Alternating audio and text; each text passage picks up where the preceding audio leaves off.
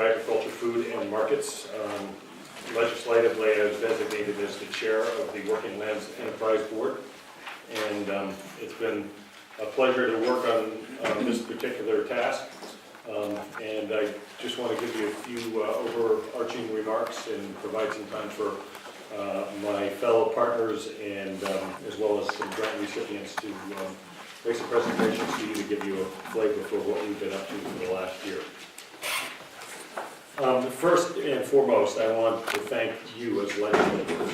I think you listened to what was a grassroots effort being orchestrated among our citizens in the state, and they've been articulating their vision and their hopes for the state for, I would say, for well over 20 years, since the Council report.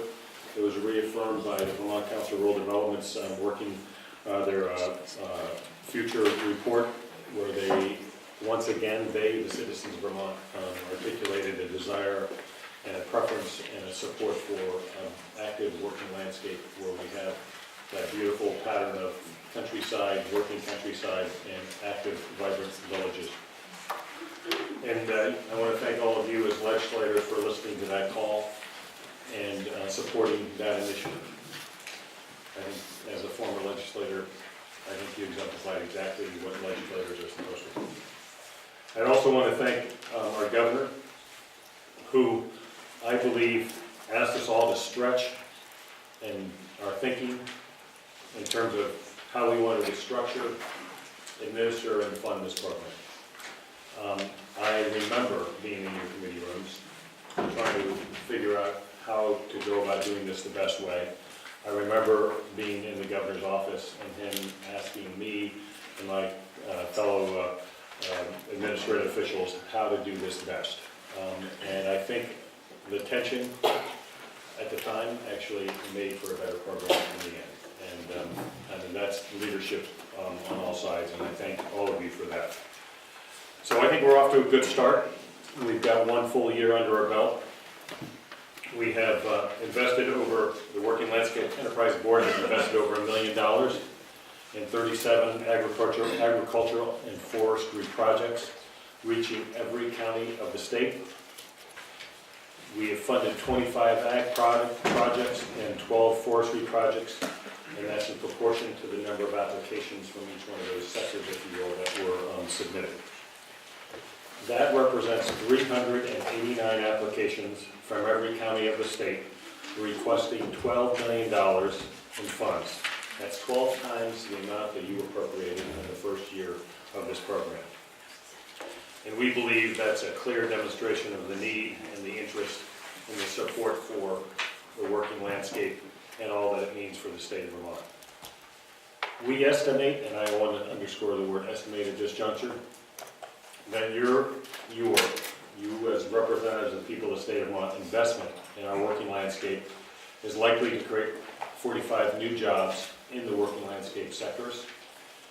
Will increase the grantees, the recipients' gross income by approximately $145,000.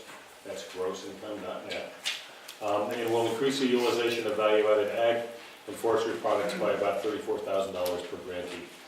That is economic engine running and spinning and generating wealth and value in ways that might not have been created had it not been for your commitment to this program. The focus of these investments have been on the food, farm, and forest systems, and I underscore the word systems, where grants have been made in leverage points in those systems to increase the economic activity up and down the economic chain around those leverage points. These are strategic investments as best as we can do to improve the economic system and not just benefit the grantee, but those people, businesses, economic activities within the system that are connected to that grantee and who will improve their economic activity up and down the value chain and economic chain around that grantee.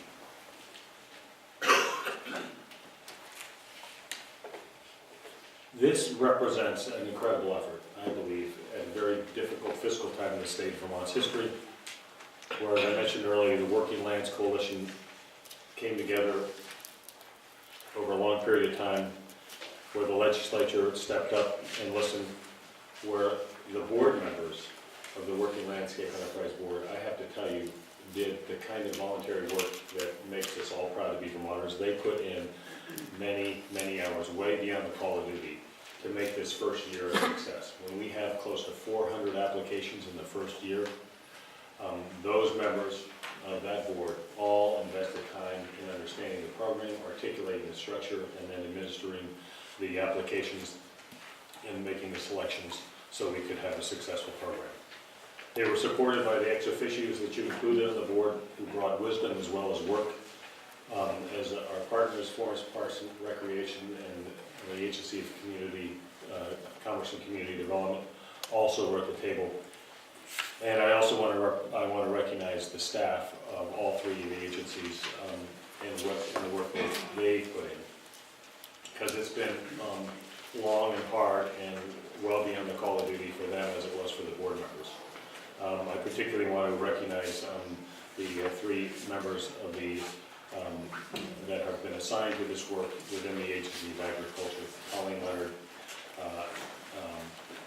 Noel Savoy, and Melissa Moon. All three of them have done an enormous amount of work. And finally, I want to recognize the incredible work of Joanna LeClaire, the deputy in the Agency of Agriculture, who's been on point on much of this work.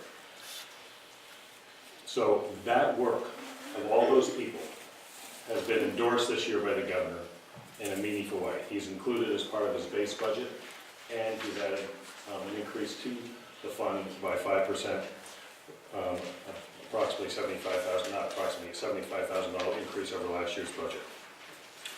In my mind, that is a significant statement about the governor's support for this. It represents a ongoing interest on the part of citizens, as represented by the Working Lands Coalition. And you should know there is ongoing interest in this program. While we have fewer applications this year than we had last year, the quality of the applications are better this year than they were last year. That is a really good thing. We, quite frankly, we had reviewed a lot of applications that weren't able to compete very successfully. I think this year everybody has a better sense of what the program's about, what it is we're looking for, and the applications have reflected that knowledge. So in addition to that work, the Working Lands Enterprise Board has heard from the legislature, and we and want to give credit to the legislature in the design of Act 142, and we have established a financing committee that's investigating financing tools and options from across the capital continuum that we can bring to the effort of the Working Lands, and we'll be back in touch with you later this spring as that evolves. And we're definitely trying to provide a balance not only of grantees, but also providing the technical assistance that new entrepreneurs, like those that you have encouraged us to fund, that are either startups or early businesses or have new enterprises underway. We're trying to make sure the technical assistance is provided to them. One of the best examples of technical assistance we have in the state of Vermont, I'm familiar with the Farm Viability Program and VHCV.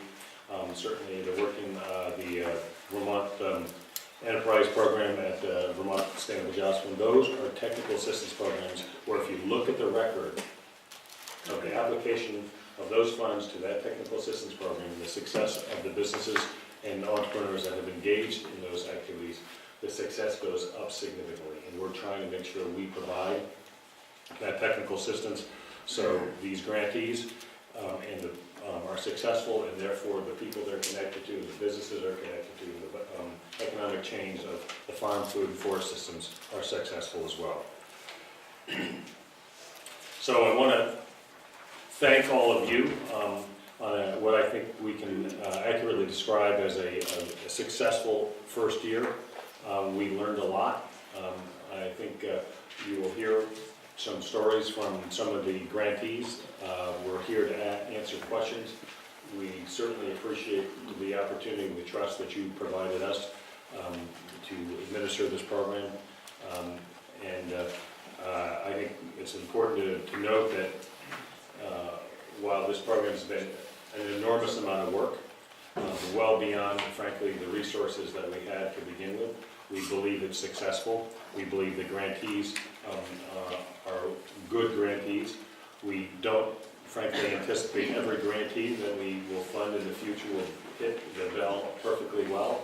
I think we need to be prepared for that, because these are businesses and enterprises that when one looks at the private sector, not everybody that gets in business with a good idea is ultimately successful.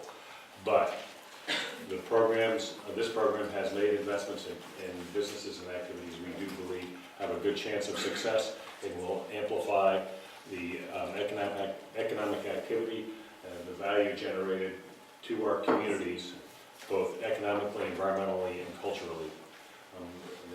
Those investments will be amplified in our working landscape, and I think that represents a wise investment in the kind of state we want to live in. Thanks, Chuck.